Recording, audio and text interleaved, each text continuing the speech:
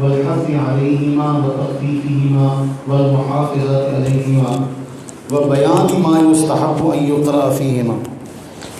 امام مسلم نے باب باندھا سنت فجر کے حوالے سے، اس میں 12 رکعت میں جو آغاز ہم کر رہے ہیں وہ کر رہے ہیں سنت فجر سے۔ فرماتے ہیں کہ اس کی حفاظت، اس کا مقام و مرتبہ اور اس کے اندر کیا قرات کی جائے گی اس کے بیان میں۔ اور پھر اس کے بعد اگلا باب باندھتے ہیں باب فضل رکعتي الفجر، اس میں جو حدیث پاک لے کر آئے اما عائشہ صدیقہ رضی اللہ تعالی عنہ بیان کرتی ہیں کہ نبی صلی اللہ علیہ وسلم نے فرمایا رکعت الفجر خیر من الدنیا وما فیہا، کہ فجر کی 2 رکعت دنیا اور ما فیہا سے بہتر ہے۔ فجر کی 2 رکعت دنیا اور ما فیہا سے، یعنی دنیا اور دنیا کے اندر جو کچھ بھی ہے ان سب سے وہ ایک طرف رکھا جائے اور فجر کی 2 سنتیں ایک طرف رکھی جائیں تو فجر کی 2 رکعت سنت ان سب سے بہتر ہے۔ ایک روایت۔ دوسری صحیح مسلم کی روایت اما عائشہ صدیقہ رضی اللہ تعالی عنہ ہی سے روایت کرتی ہیں، فرمایا ان النبی صلی اللہ علیہ وسلم لم یکن علی شیء من النوافل اشد معاہدۃ منہ علی رکعتین قبل الصبح، جتنی رسول اللہ صلی اللہ علیہ وسلم ان کو مداومت، پابندی اور ہمیشگی کے ساتھ ادا کرتے تھے، اتنا آپ نے کسی اور نفلی عبادت کا اہتمام نہیں کیا۔ یعنی آپ اس کے لیے کیا کرتے تھے، اس کو ادائیگی کی، اس کی ادائیگی کا خوب اہتمام کرتے۔ اور پھر اگلی روایت حضرت سیدنا ابو ہریرہ رضی اللہ تعالیٰ عنہ سے، یہ بھی ذہن نشین کر لیں، فرماتے ہیں کہ رسول اللہ صلی اللہ علیہ وسلم کا طریقہ کار فجر کی 2 رکعت میں آپ کیا کرتے، سورہ کافرون اور قل هو اللہ کی تلاوت کرتے۔ امام مسلم نے جو باب باندھا تھا اس میں یہ ذکر کیا تھا کہ کون کون سی صورتوں کی اس میں قرات کی جائے گی، تو اس میں یہ بھی پتہ چل گیا ایک تو آپ سنتوں پر ہمیشگی اختیار کرتے، اور پھر اگلے اس کے معاملے میں بھی پتہ چلا کہ قرات کون سی کرتے، سورہ کافرون اور سورہ اخلاص کی۔ پھر اسی 2 روایات کے بعد اگلی روایت جو ہے، اس قدر رسول اللہ علیہ الصلوۃ والتسلیم نے فجر کی سنتوں کی تاکید کی، فرمایا لشکر بھی تم پہ آن پڑے نا، تم پہ گھوڑے چڑھ دوڑے، لشکر آ جائے، تب بھی لا تدعوہما، ان کو چھوڑنا مت، ان صبح کی 2 سنتوں کو چھوڑنا مت۔ اچھا، اسی لیے ان سنتوں کے بارے میں اتنی تاکید کے بعد یہی مسئلہ پھر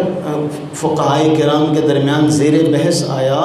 کہ حدیث پاک میں آتا ہے کہ رسول اللہ صلی اللہ علیہ وسلم نے ارشاد فرمایا کہ جب فرض نماز کے لیے اقامت کہہ دی جائے تو پھر کوئی اور نماز نہیں پڑھی جائے گی۔ صحیح مسلم کی روایت آپ کے سامنے، فرمایا اذا اقیمت الصلاۃ فلا صلاۃ الا المکتوبہ، کہ جب فرض نماز کے لیے اقامت کہہ دی جائے تو پھر کوئی اور نماز نہیں پڑھی جائے گی۔ اب ایک طرف تو اس کی تاکید اتنی کی کہ لشکر بھی تم پہ آن پڑے تو تم نے کیا کرنا ہے، ان کو چھوڑنا نہیں ہے۔ اب دوسری طرف یہ روایات ہے، اب ان دونوں روایتوں کے درمیان میں فقہائے احناف کا جو مسئلہ ہے وہ بڑا اہم ہے۔ یاد رہے ہمارے ہاں مشہور یہی مسئلہ ہے کہ ان سنتوں کی اہمیت کے پیش نظر یہ کہا گیا، فقہائے احناف نے یہ کہا گیا کہ اگر کوئی شخص مسجد میں آئے، فجر کی جماعت ہو رہی ہو تو وہ اپنی 2 سنتیں پہلے ادا کرے، اگر اسے یہ یقین ہو کہ میں جماعت میں شامل ہو جاؤں گا، اگر اسے یہ یقین ہو کہ میں جماعت میں شامل ہو جاؤں گا تو پہلے وہ اپنی 2 سنتیں ادا کرے۔ لیکن علامہ غلام رسول سعیدی رحمہ اللہ، اللہ تعالیٰ ان کی قبر پر کروڑہ رحمت نازل فرمائے، انہوں نے فرمایا یہ ان روایات کو جو میں آپ کے سامنے ابھی ذکر کرنے لگا ہوں، یہ صحیح بخاری میں بھی ہے اور صحیح مسلم میں بھی ہے۔ اور روایت کے الفاظ کیا ہیں؟ کہتے ہیں کہ صبح کے لیے مؤذن اقامت جب کہہ چکا تو آپ نے ایک شخص کو دیکھا کہ وہ نماز پڑھ رہا تھا، تو رسول اللہ صلی اللہ علیہ وسلم نے ناراضگی کا اظہار کرتے ہوئے فرمایا اتصلی الصبح اربعا، کیا تو صبح کے 4 فرض پڑھتا ہے؟ یعنی آپ علیہ الصلوۃ والتسلیم نے اس کو پسند نہیں فرمایا۔ ایک روایت، دوسری روایت اس حوالے سے ہے کہ رسول اللہ صلی اللہ علیہ وسلم صبح کی نماز کے لیے تشریف لائے۔ عبداللہ بن سرجس کہتے ہیں دخل رجل المسجد ورسول اللہ صلی اللہ علیہ وسلم فی صلاۃ الغداۃ، ایک آدمی مسجد میں داخل ہوا اور رسول اللہ علیہ الصلوۃ والتسلیم صبح کی نماز میں تھے۔ فصلی رکعتین فی جانب المسجد، اس نے مسجد کی ایک سمت وہ کیا کیا، 2 رکعت نماز ادا کی۔ ثم دخل مع رسول اللہ صلی اللہ علیہ وسلم، اور پھر وہ داخل ہو گیا رسول اللہ علیہ السلام کی اقتداء میں۔ فلما سلم رسول اللہ صلی اللہ علیہ وسلم، جب رسول اللہ علیہ السلام نے سلام پھیرا تو آپ علیہ الصلوۃ والتسلیم نے فرمایا یا فلان بأی صلاتین اعتدت، کون سی نماز کو تو نے شمار کیا ہے، ابی صلاتک وحدک ام بصلاتک معنا، کون سی نماز جو تو نے تنہا پڑھی وہ یا تو نے جو ہمارے ساتھ پڑھی وہ۔ پھر اس پر علامہ غلام منصور سعیدی صاحب نے رحمہ فرماتے ہیں کہ دونوں طرف معاملہ ہے، لیکن کہتے ہیں اتباع حدیث کا تقاضا یہ ہے، اس کا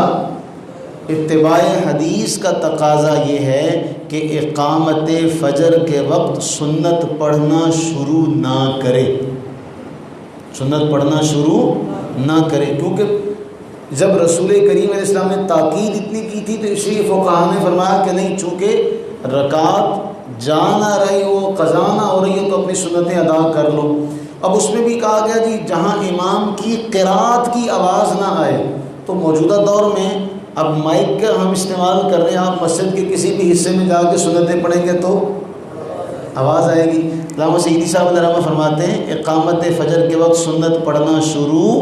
نہ کرے، کیونکہ اب جملہ بہت کمال کا ہے، کیونکہ جن کے حکم سے سنتیں پڑھی جاتی ہیں وہ خود منع فرما رہے ہیں، جن کے حکم سے سنتیں پڑھی جاتی ہیں ہاں، اور اگر سنتیں پہلے سے شروع کی ہوئی ہیں، یعنی ابھی اقامت نہیں کہی گئی، سنتیں پہلے سے شروع کی ہیں، تو جلد از جلد ختم کر کے جماعت میں شامل ہو جائے۔ ٹھیک ہے جی، یہ مسئلہ واضح ہو گیا۔ اب اگر یہ سنتیں رہ جائیں، اب جس طرح ابھی ہم نے پڑھا کہ وہ جب جماعت کھڑی ہو جائے گی تب تو وہ ان سنتوں کو نہیں پڑھے گا، تو امام ترمذی نے باب باندھا باب ما جاء فی اعادتہما بعد طلوع الشمس، اس بات کے بیان میں کہ ان کا طلوع شمس کے بعد ان کو لوٹایا جائے گا، طلوع شمس کے بعد کیا کیا جائے گا، ان کو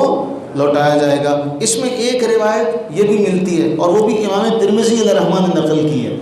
اس میں بھی یہ ہے کہ فجر کی نماز کے فوری بعد سنتیں ادا کرنے کا اس میں ثبوت ملتا ہے، فجر کی نماز کے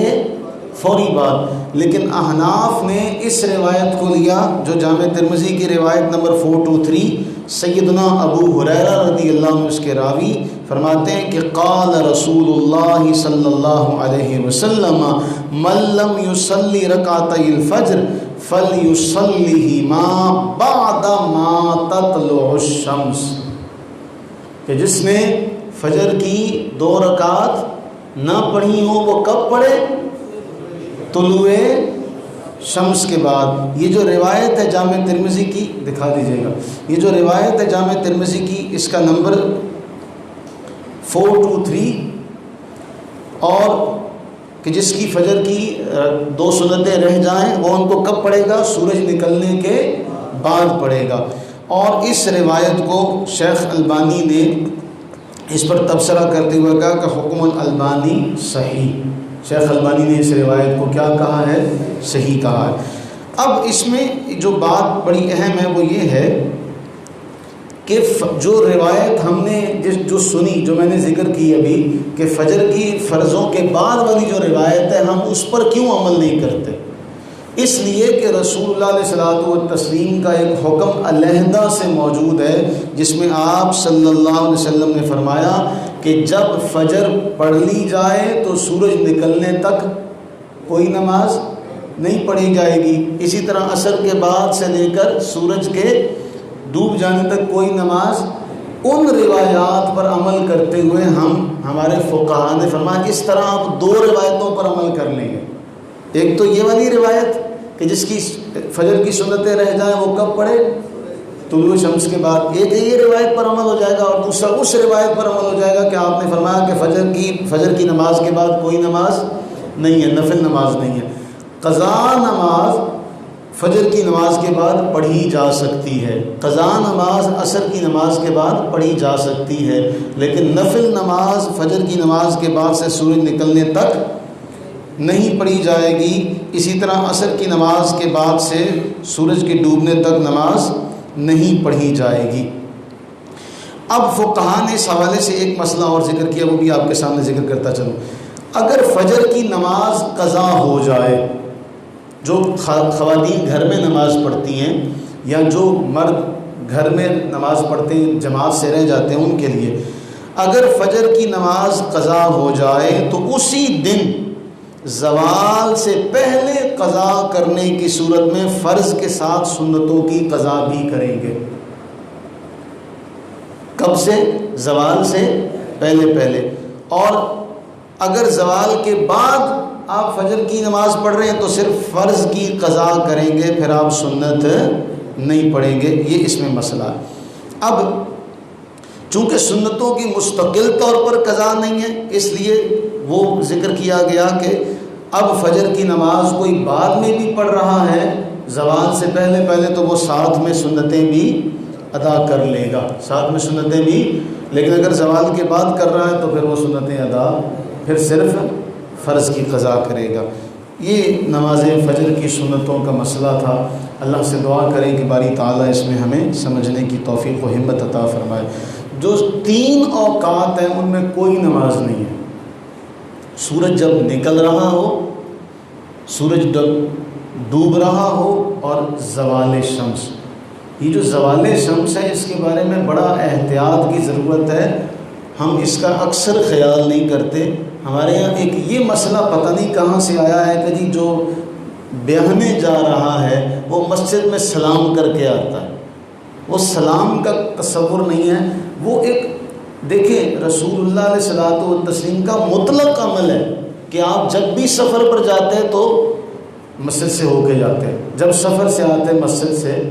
ہو کے گھر جاتے ہیں، یہ آپ علیہ الصلوۃ والتسلیم کے عمل سے ثابت ہے۔ اب اسی سے پرانے وقتوں میں جب دور جایا کرتے ہوں گے تو یہ دیکھیں ایک چیز چلتے چلتے اس کا حلیہ بگڑ جاتا ہے، اس کا حلیہ بگڑ جاتا ہے، وہ منون نہیں رہتی، ایز اٹ از نہیں رہتی، اس میں کچھ نہ کچھ امینڈمنٹ، کچھ تبدیلیاں جو ہے وہ اتار چڑھاؤ اس میں آتا رہتا ہے۔ ہو سکتا ہے اس زمانے میں یہ ہوتا ہو کہ جی یہ بیاہنے جا رہا ہے تو یہ 2 نفل پڑھ کے جائے، صرف سفر پہ وہی نہیں جا رہا، اس کے ساتھ باراتی بھی جا رہے ہیں، وہ سارے باراتی بھی ہمت کیا کریں، وہ بھی نفل پڑھ لیا کریں، صرف اس کے اکیلے تنہا کے لیے ہمیں یہ کہیں نہیں ملا۔ اگر وہ پڑھ رہا ہے تو آپ بھی پڑھ لیں، لیکن اس میں سب سے اہم بات یہ ہے کہ زوال کا وقت ہوتا ہے اور دلہن میاں شیر صاحب آتے ہیں اور زوال کے وقت ہی 2 ٹکریں مار کے احسان کر کے، مولوی نے کیوں منع کرنا؟ مولوی نے کیوں منع کرنا؟ مولوی کو پتہ ہے جی ڈھول ڈھمکے کے ساتھ، کیونکہ دلہا میاں نہ اس سے پہلے کبھی مسجد آئے نہ اس کے بعد ہی خیر سے انہیں توفیق ملنی ہے، آج ہی وہ آئیں تو اسی لیے تو اعلان کر کے آ رہے ہیں، اسی لیے ڈھول کے ساتھ آ رہے ہیں کہ پتہ لگے کہ راجہ صاحب جو ہیں وہ اب مسجد میں نماز پڑھنے کے لیے آ رہے ہیں، اوپر سے زوال کا وقت ہے اور خیر سے پتہ نہیں اس دلہے کا وضو بھی ہے کہ نہیں ہے، اور اس نماز کی اسپیشلی ویڈیو بھی بنائی جاتی ہے۔ تو یہ باریک سی باتیں ہیں، ہمیں ان کا خیال رکھنا چاہیے کہ اس وقت جو مسجد میں جا رہا ہے سیانہ بہنا جو ہے وہ بھی دیکھے، بتائے اسے کہ بھائی زوال کا وقت ہے، اس وقت تیری نماز ہی نہیں ہوگی۔ اور اگر آپ کو اتنا ہی اس پر عمل کرنے کا آپ کا جذبہ ہے تو سب سے بہترین طریقہ یہ ہے کہ فجر کی نماز اس دن باجماعت پڑھیں، فجر کے بعد سے سورج نکلنے تک بیٹھے رہیں، اور جب سورج نکلے تو 2 نفل اشراق کے پڑھ کر گھر چلے جائیں، تاکہ آپ کو سنت پر عمل کا ثواب بھی مل جائے اور آپ نفل بھی پڑھ جائیں۔ تو وہ جو ہم کر رہے ہوتے ہیں ہم نے اکثریت دیکھی ہے، اللہ ماشاءاللہ۔ اللہ سے دعا کریں کہ باری تعالی ہم تمام پر اپنی رحمتیں برکتیں نازل فرمائے اور ہم تمام کی بخشش و مغفرت فرمائے۔ اللہم صلی